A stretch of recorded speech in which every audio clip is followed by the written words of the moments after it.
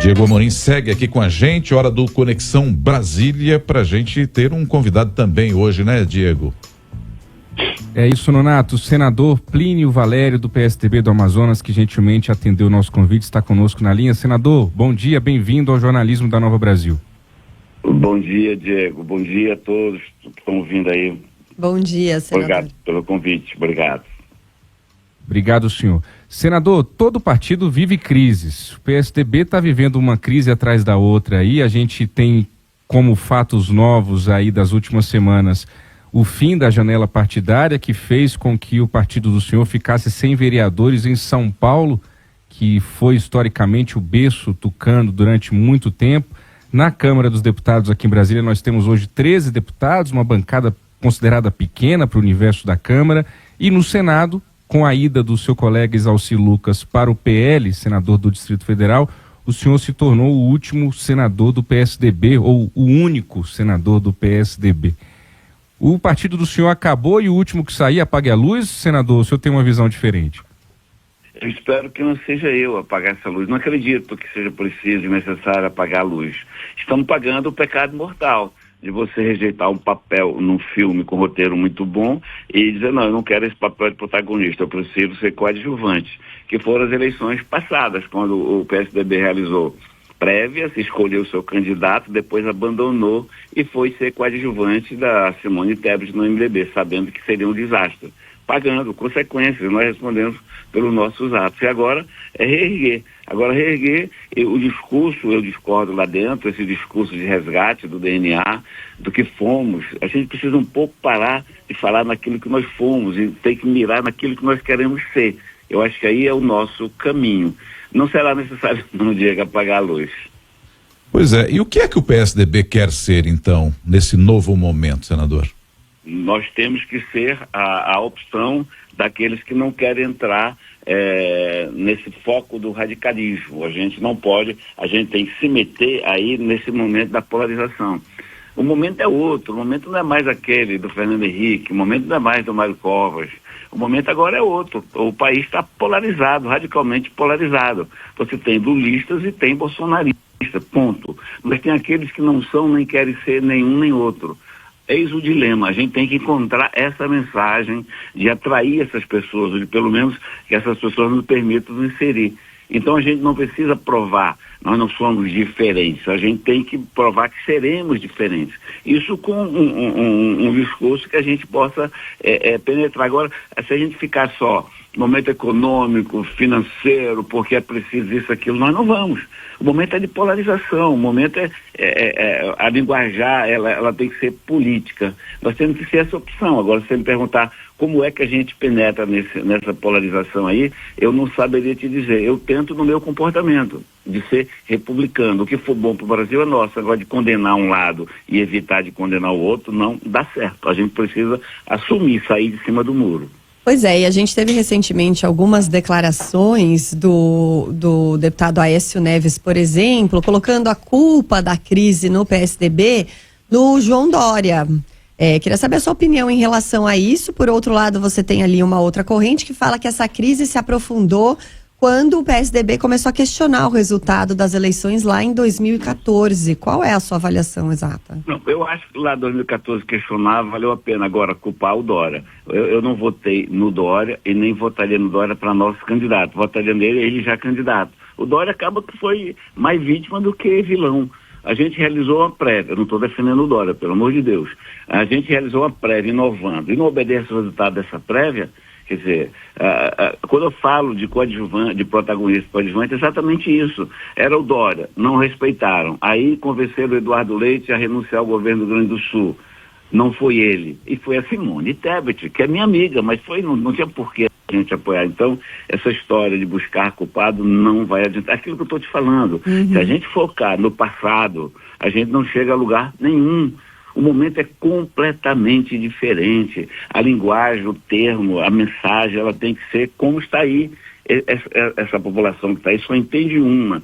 O lulismo odeia o bolsonarismo, que odeia o lulismo. E aqueles que não odeiam precisam ouvir da gente palavras que nós possamos mostrar um caminho para essa gente. Agora, temos que encontrar esse caminho. Esse caminho não está no passado. Esse caminho está no futuro, que a gente tem que buscar isso. Eu acho, eu não estou nem em voz discordante, mas eu acho que a gente parou, sabe? Porque nós fizemos a inflação, Fernando Henrique, porque a lei de rentabilidade fiscal chegou, parou. É daqui para frente. E não é técnica a linguagem é política. Uhum. Senador, vou fazer uma provocação. O senhor não usou esse termo, mas talvez para o nosso ouvinte compreender melhor, o senhor está quase defendendo ainda a existência de uma terceira via, né, que não deu certo na última eleição geral.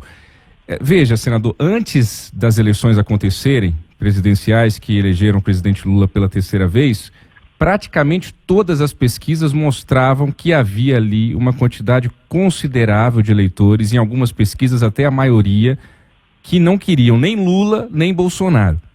Mas toda vez que a gente faz uma entrevista política, a gente escuta que a polarização está posta e que não tem como fugir disso. É Lula ou Bolsonaro, é Lula ou Bolsonaro. O senhor, então, ainda tem dentro do senhor aí uma esperança de que algo novo pode acontecer no meio do caminho, senador? É isso? É isso, eu tenho esperança sim, porque ora, vou só puxar um pouquinho o meu comportamento. Ora eu sou chamado de bolsonarista, ora eu sou chamado de esquerdista, porque eu sou republicano. Tem coisas boas no governo federal que a gente tem que estar com eles. Tem coisas boas, notadamente sobre a Amazônia, no governo Bolsonaro, que estava com ele. Então, eu acho que esse é o caminho. Você não pode também entrar, o Lula é feio, não presta, o Bolsonaro é feio, não presta. Sabe, a gente tem que entrar com uma mensagem que seja diferente deles, mas provando que nós seremos, não que nós somos, ou que fomos diferentes. Acredito sim, Diego, porque a gente sente na rua. A gente sente na rua, o meu eleitor em Manaus, ele tem muito eleitor que não é nenhum dos dois. A maioria é um dos dois, né? E até mais na direita, até essa questão da identificação com a Amazônia. Acredito sim, tem espaço. Agora tem que ter, não é nem inteligência para ter isso, tem que ter humildade para saber que a mensagem tem que ser uma mensagem direta, simples, coisa de pessoas mortais, né? Não precisa ser de pessoas inteligentes que se julgam acima dos outros. Nós tivemos problema na bancada. Nós tivemos o Marco Duval, que veio, formávamos 3, o Isalci se esforçou para isso, ele não perderia o gabinete, nem perderia o direito de apresentar, né, emenda de plenário. Aí a direção nacional rejeitou o Marco Duval. Então, enquanto a gente estiver achando que nós somos extremamente melhores que os outros, aí o negócio complica. A palavra de hoje, para mim, idiota, seria humildade a reconhecer que precisamos, sim, mudar a nossa mensagem. Ela tem que ser direta, ela tem que ser mais povo do que técnica. Senador, o senhor citou aí vários nomes do PSDB e que protagonizaram a política brasileira nas últimas décadas, né? Fernando Henrique, Mário Covas, entre outros. A gente tem novos nomes para apresentar para esse eleitorado do PSDB e que o senhor entende que poderão conquistar essa simpatia e fazer esse diferente? Quais são as novas lideranças? E só agregando, Datena se encontraria nesse rol aí de nomes, senador? Veja bem, por que não? Nós temos, eu vejo a executiva trabalhando o nome do governador Eduardo Leite, que é um excelente nome. É um excelente nome, sim. Mas que já deveria ter sido inserido na eleição passada, e não foi. Agora vamos retomar para tentar colocá-lo. Eu vejo dentro da Executiva Nacional um trabalho nesse sentido. O Datena é aquele lado que eu estou te falando, é aquele lado que a gente precisa atingir a população. A gente precisa atingir, se meter nessa polarização, mas não achando que, sabe, que eles estão no inferno e nós estamos propondo o céu. Eu vejo sim, eu não sei se para presidente da República ou não vejo. Eu vejo o Datena como um nome, sim. Por quê? Porque é um nome popular, que é uma pessoa que não é burra, que sabe o que quer, sabe o que faz e tem sucesso. Seria a solução? Talvez não, mas é um nome sim a ser discutido. Aí o PSDB vai discutir isso? Vai discutir o Datena porque ele é popular? Ou vai ficar só com o Eduardo Leite porque é um bom governador? Uhum. Eu acho que sim, eu acho que dá para complementar. Foi boa a tua pergunta porque me dá a oportunidade de mostrar que essa balança ela precisa estar equilibrada. Eu sinto o PSDB, sempre senti o PSDB. Eu sou o PSDB, estou casado com o PSDB, jurei fidelidade ao PSDB, mas é um casamento. O casamento começa a trazer agregado, filhos, netos, e aí começa a ter desavença e muitas vezes o casamento acaba. Não estou ameaçando que vou acabar. Eu estou dizendo que é preciso sim. Eu vejo a entrada do Datena como aquele toque que eu te dei de humildade.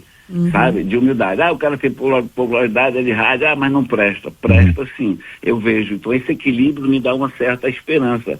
Como a gente vai tentar, nós vamos agora na federação, em Manaus, provavelmente vamos ganhar a eleição com um candidato do Cidadania, com o vice do PSDB. E no Amazonas a gente acaba de atingir todos os municípios no diretório municipal, ou seja, há esperança sim de que nós possamos se erguer. E rapidamente aqui a última da minha parte, nesse ambiente tão polarizado ali no espectro político, como é que o senhor avalia e define o PSDB atualmente?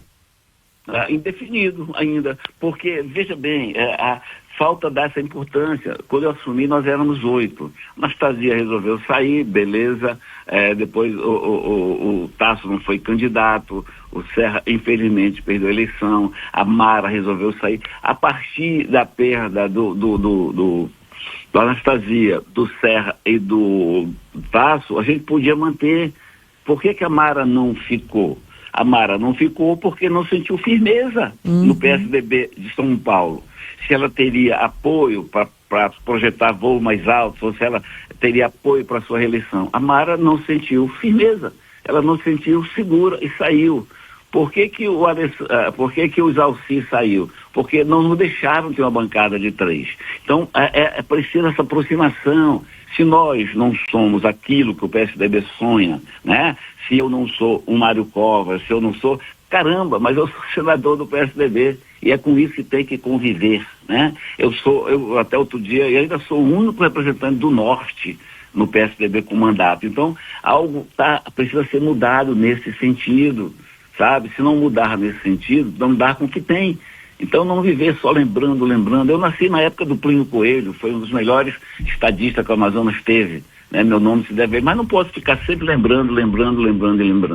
Eu acho que a coisa toda, obrigado pela pergunta, resume é isso, a humildade de entender que o PSDB não está acima dos seus representantes eleitos, seja onde for, no Norte, no Nordeste ou no Sudeste.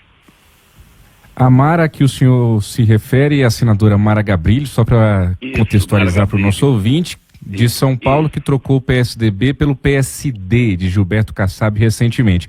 E quando o senador fala sobre ter 3 senadores, é porque todos os partidos querem ter pelo menos 3 senadores, que é o número mínimo para se você ter formalmente, oficialmente, uma bancada no Senado Federal que garante, por exemplo, o gabinete da liderança e por aí vai, não é isso, senador?